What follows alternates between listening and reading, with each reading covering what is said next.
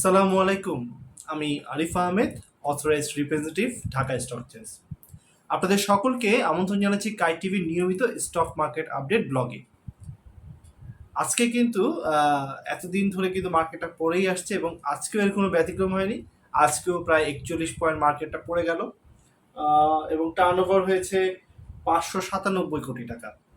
তো টার্নওভারটাও কিন্তু বেড়েছে আজকে, যেহেতু মার্কেট একের পর একদিন পড়েই যাচ্ছে। আসলে এটা একটা নিয়মিত ঘটনা হয়ে গেছে যে মার্কেট প্রতিদিনই নেগেটিভ হবে। তো এর মধ্যে একটু সুখবর দিতে চাই, সেটি হচ্ছে গিয়ে আমাদের Bangladesh securities and exchange commission কিন্তু এই মার্কেট পড়ে যাওয়া নিয়ে তারা একটা জরুরি বৈঠক করেছে এবং সেই বৈঠকে কিছু সিদ্ধান্ত এসেছে। তো সেই সিদ্ধান্তগুলো নিয়েই আজকে আসলে ভিডিওটি সাজানো। তো এই সিদ্ধান্তগুলো আপনাদের সামনে আজকে তুলে ধরবো এই ভিডিওর মাধ্যমে। তার আগে একটু বলে রাখতে চাই যে বাইরে কিন্তু বেশ উত্তাপ। আমরা জানি কয়েকদিন ধরে বেশ আমাদের এই অঞ্চলের উপর দিয়ে হিট অ্যালার্ট জারি করা হয়েছে। তো চেষ্টা করবেন অল্প অল্প করে পানি পান করতে, কারণ এই অল্প অল্প করে পানি পানটি আপনাকে কিন্তু হিট স্ট্রোক থেকে বাঁচিয়ে দিতে পারে।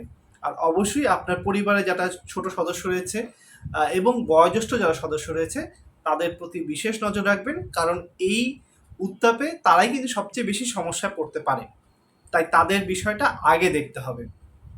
অবশ্যই আপনার নিজের বিষয়টাও দেখবেন এবং আরেকটা জিনিস খেয়াল রাখবেন যে আমরা অনেকেই যেটা করে থাকি যে বাইরে থেকে এসে নিই গরমের মধ্যে, খুব ইচ্ছে করে যে যত তাড়াতাড়ি গোসলটা সেরে নেওয়া যায়, কারণ পানির সংস্পর্শে আসলেই শরীরটা মনে হয় যে একবারে চাঙ্গা হয়ে যাচ্ছে।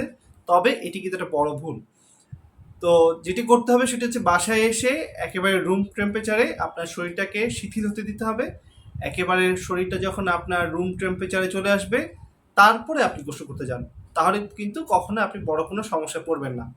তো এই জিনিসগুলো একটু মেনে চললে পরে ইনশাল্লাহ আমরা যেই আমাদের উপর থেকে যেই তাপের যে প্রভাবটা যাচ্ছে এই তাপ থেকে আমরা নিজেদেরকে রক্ষা করতে পারবো। আসলে নিজেকে রক্ষা করাটাই সবচেয়ে বড় বিষয়। এরপরে আসে আমাদের এই যে পুঁজি হারানো বা পুঁজির বিষয়টা, কত টাকা আমরা আর্ন করতে পারছি, কত টাকা আমাদের কাছে থাকছে।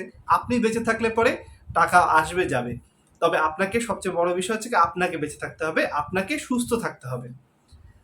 তো আমার ভিডিও যারা দেখেন তারা জানেন যে আমার পুরো ভিডিওটি দেখার জন্য যদি আপনি এই মুহূর্তে ফেসবুক, ইনস্টাগ্রাম বা অন্য কোনো সোশ্যাল মিডিয়া থেকে থাকেন, তবে আপনাকে যেটি করতে হবে সেটি হচ্ছে গিয়ে এই ভিডিওর উপরে একটি লিঙ্ক থাকবে।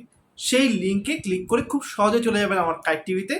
ইনশাল্লাহ কাইট টিভিতে আপনি পুরো ভিডিওটি পেয়ে যাবেন। আর আমার যারা ইউটিউব চ্যানেল রয়েছেন তাদের আর কিছুই করতে হবে না, শুধুমাত্র ইন্ট্রো পর্যন্ত অপেক্ষা করুন। ইন্ট্রোর পর আমরা বিস্তারিত আলোচনা চলে যাব। তো আমি একটা ছোট্ট ব্রেক নিচ্ছি। ইন্ট্রোর পর আপনাদের সাথে সবার সাথে দেখা হচ্ছে। তো যেটি বলছিলাম, অল্প অল্প করে পানি খেতে হবে। ধন্যবাদ।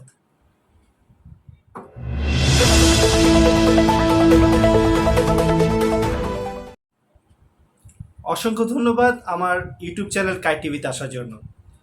তো বরাবর মতন যে অনুরোধটা থাকে সেটি হচ্ছে গিয়ে যদি আপনি নতুন হয়ে থাকেন তবে অবশ্যই চ্যানেলটিকে সাবস্ক্রাইব করে নেবেন, কারণ সাবস্ক্রাইব করার মাধ্যমে আপনি কিন্তু স্টক মার্কেটের যে কোনো আপডেট নিউজ এই চ্যানেলের মাধ্যমে পেয়ে যাবেন খুব সহজে। তো ঠিক ইন্ট্রোতে যেমনটি বলছিলাম যে আসলে বিএসসি যে সিদ্ধান্তগুলো নিল আসলে, এবং এই সিদ্ধান্তগুলো অবশ্যই ইতিবাচক সিদ্ধান্ত আমাদের পুঁজিবাজারের জন্য। আসলে পুঁজিবাজারটা যেভাবে দিনের পর দিন পড়ে আসছে, সেখান থেকে পরিত্রাণের জন্য বাংলাদেশ সিকিউরিটিজ এক্সচেঞ্জ কমিশন তাদের যে অংশী সভা করেছেন এবং অংশী সভায় করে কিন্তু তারা বেশ কিছু সিদ্ধান্ত নিয়েছে যে আসলে বাজারটাকে কিভাবে একটা স্টেবল অবস্থা নিয়ে যাওয়া যায়।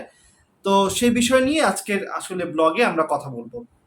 তো আসলে পুঁজিবাজারে টানা দরপতন চলছে। তো এমন পরিস্থিতিতে সংকট থেকে উত্তরণে পুঁজিবাজার নিয়ন্ত্রণ সংস্থা Bangladesh securities and exchange commission বাজার মধ্যস্থকারী যারা রয়েছেন তাদের সঙ্গে বৈঠকে বসেন। BSc commissioner doctor Sheikh Shamsuddin আহমেদের সভাপতিত্বে বিএসসির কার্যালয়ে এই বৈঠক অনুষ্ঠিত হয়। বৈঠকের সূত্রে জানা গেছে বৈঠকে সার্বিক বাজার পরিস্থিতি এবং করণীয় বিষয়ে আলোচনা হয়েছে। বিশেষ করে বর্তমান সংকট থেকে উত্তরণে প্রাথমিকভাবে 3টি সিদ্ধান্ত নেওয়া হয়েছে। তো এই 3টি সিদ্ধান্ত কি আসলে? প্রথমটি হলো হচ্ছে গিয়ে প্রতিটি প্রতিষ্ঠানের ডিলার অ্যাকাউন্ট থেকে মার্কেটকে সাপোর্ট দেওয়া। ডিলার অ্যাকাউন্টটা আমরা জানি যাদের এই ব্রোকার হাউসগুলো রয়েছে তাদের কিন্তু নিজস্ব একটা ডিলার অ্যাকাউন্ট থাকে। সেই ডিলার অ্যাকাউন্টে কিন্তু তারা কিন্তু শেয়ার লেনদেন করে এবং শেয়ার বাই সেল করে।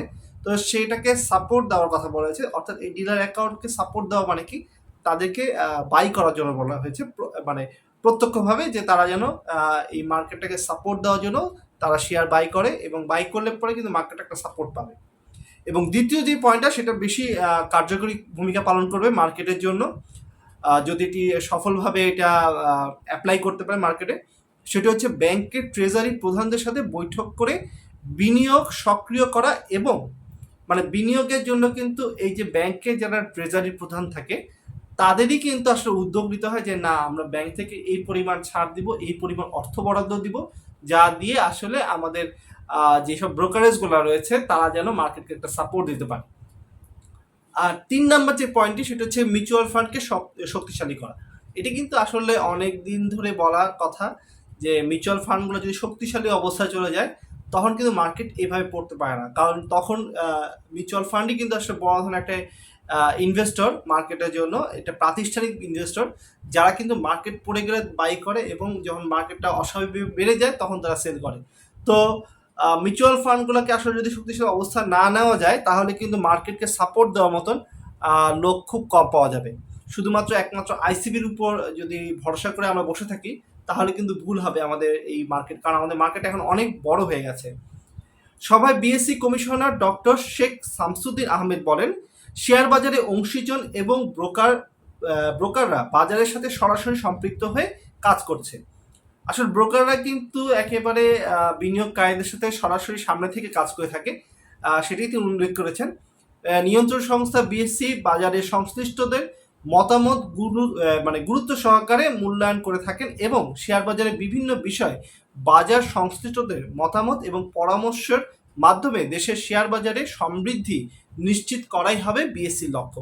এটাই তিনি উল্লেখ করেছেন। আসলে অংশীজন সভাটা করা হয়েছে কিন্তু মূলত এই ব্রোকার হাউসগুলোকে নিয়ে, এবং ব্রোকার হাউসের সাথে যারা অ্যাসেট ম্যানেজমেন্ট কোম্পানি রয়েছে, মিউচুয়াল ফান্ড রয়েছে, তাদেরকে কিন্তু নিয়ে এই বৈঠকটা করা হয়েছে। তিনি বলেন, শেয়ার বাজারে বর্তমান পরিস্থিতি উত্তরণে আজকের সভায় বাজার সংশ্লিষ্টদের মতামত পরামর্শ আমলে নিয়ে কাজ করবে বিএসসি। বাংলাদেশের অর্থনৈতিক পরিস্থিতি এবং আর্থিক অবস্থা যেমন উন্নতি হচ্ছে এবং দেশের শেয়ার বাজারও দ্রুতই প্রাণবন্ত ও বলিষ্ঠ রূপে ফিরে যাবে বলে তিনি আশা ব্যক্ত করেন।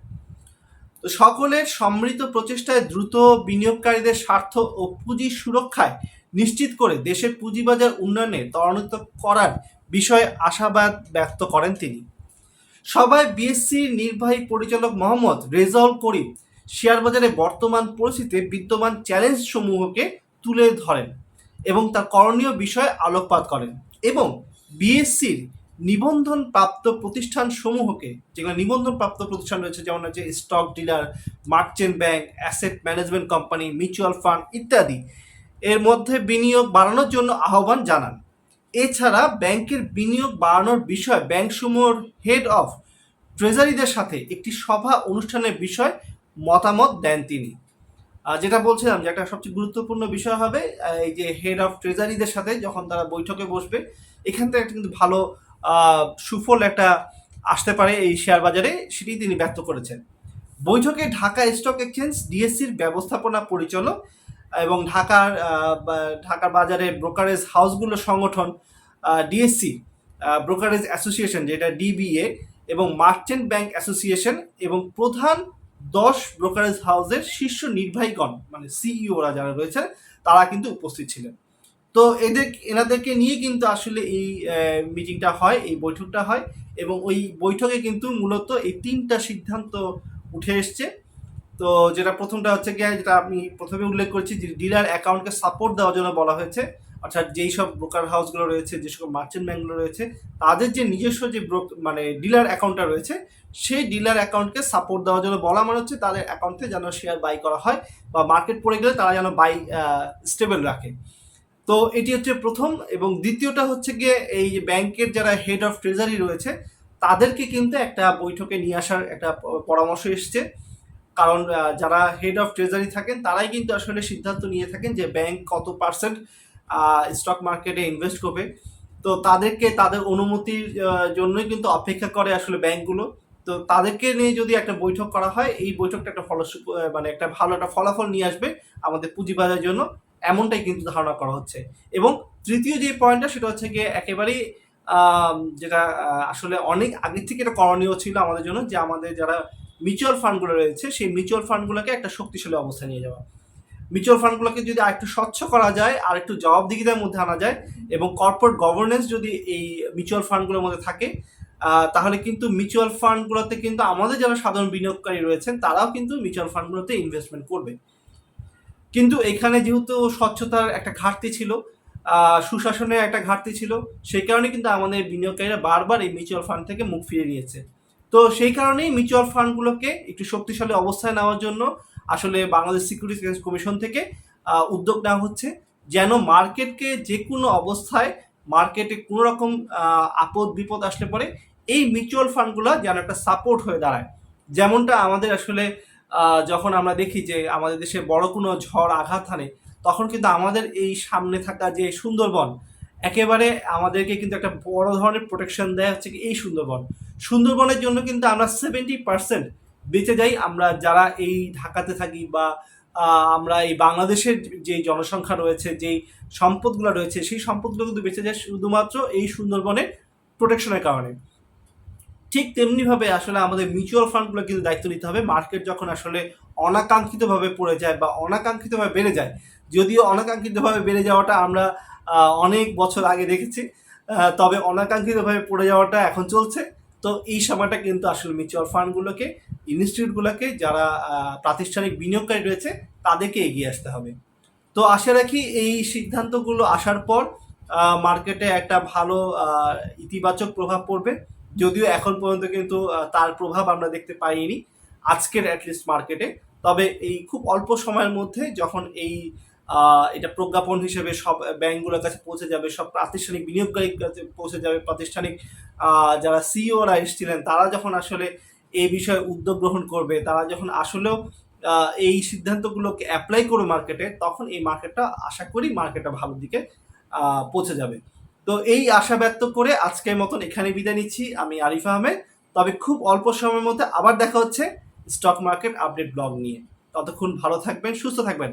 আর যেটি বলেছিলাম একেবারে শুরুতে, সেটি হচ্ছে কি, মাঝে মধ্যে অল্প অল্প করে পানি খাবেন। ধন্যবাদ। আজকের মতন এখানে বিদায় নিচ্ছি। আল্লাহ হাফেজ।